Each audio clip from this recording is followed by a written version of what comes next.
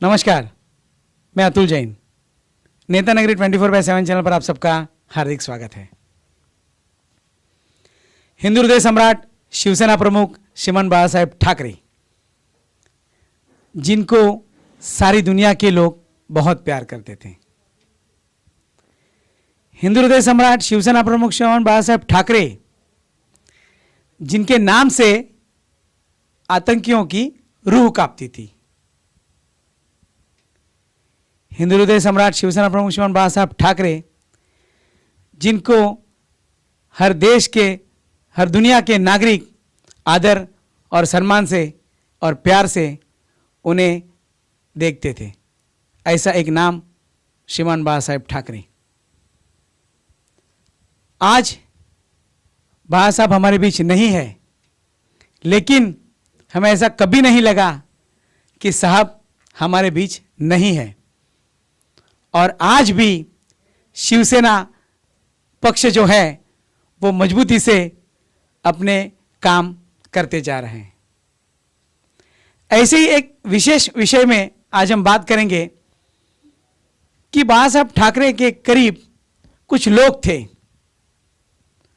वो हमारे भारत देश के पड़ोसी देश, छोटा सा देश है नेपाल, वहाँ के कुछ लोग थे। ऐसा क्या था कि बाला साहब का प्यार नेपाल तक पहुंचा और वहाँ के कुछ लोग पूरी जिंदगी साहब की सेवा करते रहे। और आज भी नेपाल के कुछ लोग बाला साहब के बंगले पर, उनके घर आज भी मौजूद है। ऐसे ही हमारे नेपाल के संपर्क प्रमुख श्री अशोक सिंह नेपाली जी से हम बात करेंगे। अशोक सिंह जी, आपका नेता नगरी चैनल में हार्दिक स्वागत है। नमस्ते। अशोक जी, आप नेपाल संपर्क प्रमुख है। हिंदू हृदय सम्राट शिवसेना प्रमुख श्रीमान बाला साहेब ठाकरे ऐसे महान व्यक्ति न कभी हुए न होंगे। तो मैं अशोक जी से जानना चाहूँगा कि बाला साहब ठाकरे ऐसे व्यक्ति थे जिनको सारी दुनिया पूछती थी। आप बताएंगे कि बाला साहब क्या थे? आप बहुत करीब थे उनके। मैं बाला साहब से जुड़ने का कारण एक नेपाली संस्था था, जन विकास परिषद। 94 साल में मैं बाला साहब के पास गया कि साहब ऐसा ऐसा संस्था है, हमारे संस्था के कार्यक्रम में आप लोग आइए चीफ गेस्ट करके। तो बाला साहब ने हमें सुनने के बाद तुरंत बोला कि मैं ज़रूर आऊँगा। तो दीनानाथ मंगेशकर और पाला में कार्यक्रम था। उस टाइम में कुछ विधानसभा का इलेक्शन चालू होने वाला था, तो बाला साहब ने टाइम दे चुके थे। फिर उस टाइम में हमें राज ठाकरे को भेजा। फिर राज साहब ने बाला साहब को बोला कि बहुत सारे नेपाली लोग आए थे, अच्छा कार्यक्रम हुआ। तो फिर दूसरे दिन हमें बाला साहब ने मातोश्री बुलाया कि साला तुलजापुर गए थे साहब। उसके बाद हमें बुलाने के बाद फिर बोले तुम लोग इतने हैं, मैं पहले से ही नेपाली लोग को प्यार करता हूँ। मेरे घर में भी 2 नेपाली है, एक सामना प्रेस में है, एक यही काम करता है, ज़रा मिलो। तो बोले और एक कोई नेपाली आया था अरुण सुवेदी करके 93 में, उसने कुछ शिवसेना नेपाल का बोला है, उससे जाके आप मिलो, इतने सब नेपाली हैं। तो तभी से हम लोग शुरुआत बाला साहब से आशीर्वाद से शुरू किए, नेपाल दौरा किए। फिर हर एक किस्म के एक संपर्क प्रमुख बन गए। मैं उप संपर्क प्रमुख था पहला, फिर बाद में संजय निरुपम थे और लोग थे। ऐसा करके अभी मैं 15-16 साल से मैं संपर्क प्रमुख का पद इतबार करता हूँ। अशोक जी, एक ऐसा नेता, आज हमें ऐसा नेता देखना कभी नहीं मिलेगा, लेकिन आप नेपाल से जुड़े हो। आप कोई मुस्लिम समाज को देख लीजिए या किसी भी धर्म को देख लीजिए, बाला साहब ने कभी इंसान का भेदभाव नहीं किया, जात धर्म कभी देखी नहीं, और हर एक को वही सम्मान दिया जो देना चाहिए। और आज का कोई नेता अभी दिखता नहीं है कि ऐसा कोई किसी को सम्मान देता हो। हर कोई जात धर्म पर जाने लगा है। क्या कहेंगे आप? बाला साहब तो पहले से ही छोटे से लेके लोगों को ही तैयार करने का था। मैं भी एक छोटे घर से था। आज मेरा नाम सम्मान अशोक नेपाली करके बाला साहब के आशीर्वाद से आज लोग मुझे पूछते हैं, जानते हैं। और आज भी मातोश्री से लेके वर्षा बंगला तक नेपाली लड़के, आज भी साहब उद्धव साहब के साथ ही अपने नेपाली हैं पूरे ठाकरे फैमिली में। और हमेशा ही हमें करते रहते हैं नेपाली लोगों को। बाला साहब के पास एक व्यक्ति थी, बहुत छोटी सी थी, लेकिन आप कोई न्यूज़ देख लीजिए, कोई प्रोग्राम देख लीजिए, लेकिन साहब के अंत तक वो व्यक्ति उनके बहुत करीब दिखी। उसके बारे में आप कुछ बताएं। हाँ, उसका नाम था चंपा थापा। ओके। वो कुछ में से 4 साल पहले वहाँ आया था और आपके चैनल के बाजू में DN घोष साहब थे, अच्छा, उनके माध्यम से वो मातोश्री में आया और बाला साहब ने उनको देखने के बाद उसको देखा, फिर वो उस टाइम से वो बाला साहब के साथ जुड़ा रहा, लास्ट तक बाला साहब के साथ ही रहा। अभी भी थोड़ा दिन था, अभी वो गांव में अपना शिफ्ट हो गया। लेकिन बहुत सेवा की उन्होंने। बहुत लास्ट तक सेवा किया उसने। चंपा सिंह थापा है। वो आपके भी बहुत करीब के हाँ, थे मेरे क्या? करीब थे, भाई जैसा था, साथ में ही रहते थे। अच्छा, अभी भी अशोक जी, अभी साहब थे, साहब ने बहुत संघर्ष किया शिवसेना को पक्षों को सत्ता पर लाने का, बहुत साल लगे। लेकिन उसके बाद साहब के जब थे तब साहब के समय सत्ता में आई, क्या लगा आपको, कैसा लगा उस समय की सत्ता, शिवसेना सत्ता में आई? शिवसेना सत्ता में आने से सब बाला साहब ही का देन था सबसे पहला। सच में बीजेपी भी थे, मगर बाला साहब के नाम से ही सरकार आई और सरकार में बाला साहब ने अच्छा चलाया। उस टाइम में भी छोटे से छोटे नेता लोग शिवसेना के जितने भी थे, सब ग्राउंड लेवल के लोगों को साहब ने मंत्री बनाया, इस पद तक पहुंचाया। आज भी शिवसेना छोटे ही लोगों को उस पद तक पहुंचाती। ये सब कुछ है बाला साहब का देन।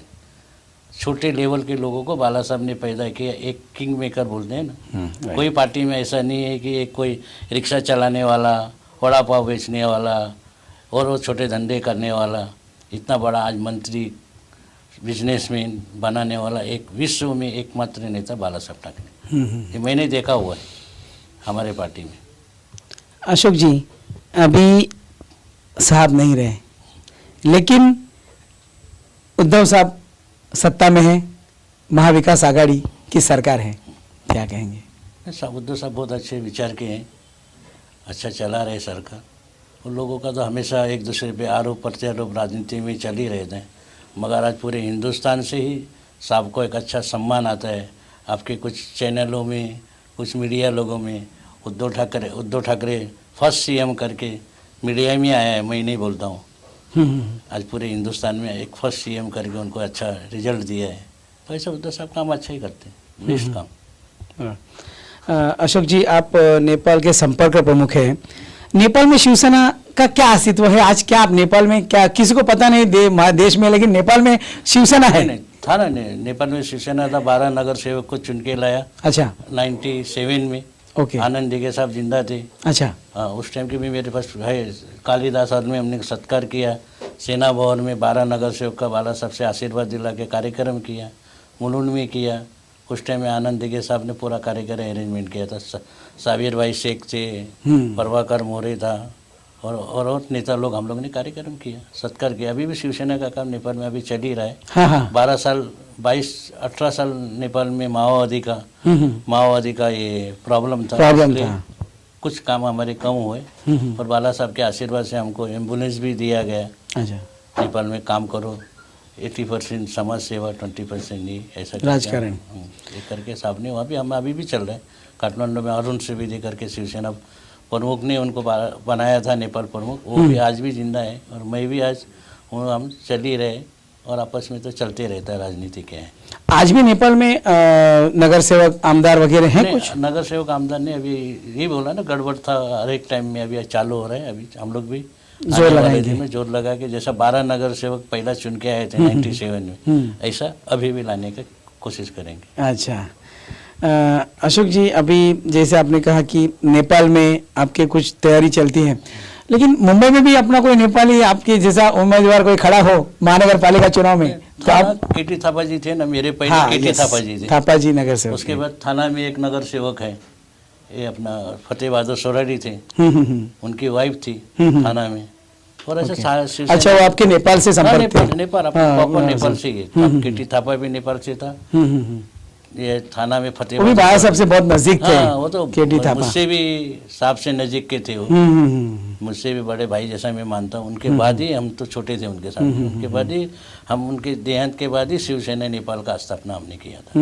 अगर वो रहता था तो और मेरे से भी अच्छा करते थे। अशोक जी, हम एक फोटो देखते हैं जो नरेंद्र मोदी जी झुककर बाला साहब के पास नमस्कार करते हुए, मैं फोटो बहुत बार देखा है, और वो 2014 में बाला साहब के आशीर्वाद से आज प्रधानमंत्री बने। आज आप केंद्र सरकार को कैसे देख रहे हैं? बाला साहब का आशीर्वाद तो आज लोगों को मालूम पड़ेगा कि बाला साहब के सब एक एक दिन याद आते हैं।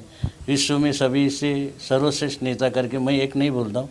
आने वाले दिन में बाला साहब की और ऐसे स्टोरी, कोई झुक के, कोई क्या क्या किए हुए तस्वीरें तो देखने मिलती है। बहुत आएंगी। और हमारे नेपाल में भी बाला साहब ने बोला था कि भाई तुम्हारा एक कम्युनिस्ट राज है, इसको हिंदू राज रखना है तो सब एकत्र हो। तो बाला साहब ने 64 में कार्टून बनाया था। मैं कटिंग दूंगा आपको। इतने लंबे विचार के थे। बाला साहब ने 64 में बोला था कि नेपाल को अगर तुम नहीं बचाओगे तो कम्युनिस्ट राज होएगा। आज सेम 55 साल के बाद वो राज हुआ। वो मार्मिक में बनाया हुआ, मार्मिक में बना कार्टून था। मेरे को बाला साहब ने दिया था। आज वो हो गया। तो अभी ऐसे झुकने वाले तो कितने, जो आदमी 55 साल पहले बोलते हैं तो उनको तो झुकना। इनकी इतनी लंबी सोच थी कि क्या हो सकता है। इतने बड़े नेता हमारे पास थे, आज नहीं है बाला साहब।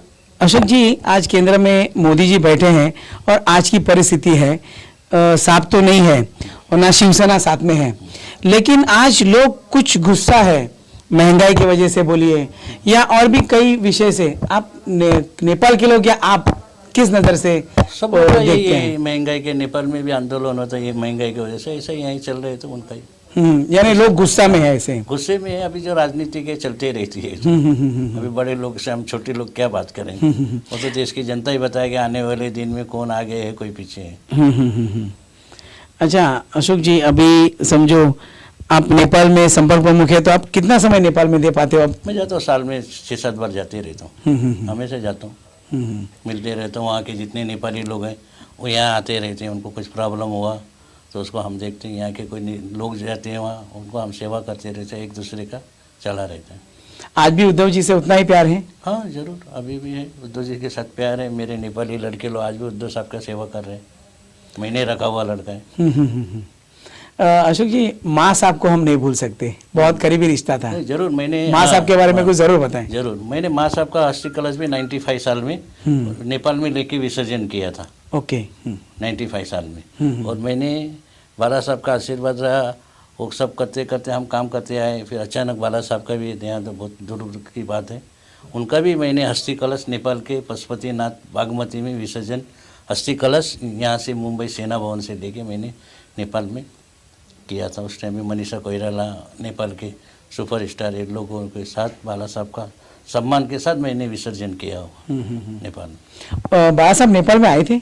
नहीं, बाला साहब नेपाल आए नहीं। उनका इच्छा था कि मेरा एक बार जरूर नेपाल जाने का था, तो कुछ सिक्योरिटी प्रॉब्लम की वजह से परमिशन नहीं मिल पा रहे थे। साहब का एक इच्छा था कि मैं जरूर नेपाल पशुपति का दर्शन करूंगा। हाँ, पशुपतिनाथ मंदिर। हाँ, ऐसा नहीं हो पाया। उद्धव जी कभी आए? नहीं, उद्धव साहब भी अभी तक नहीं आए।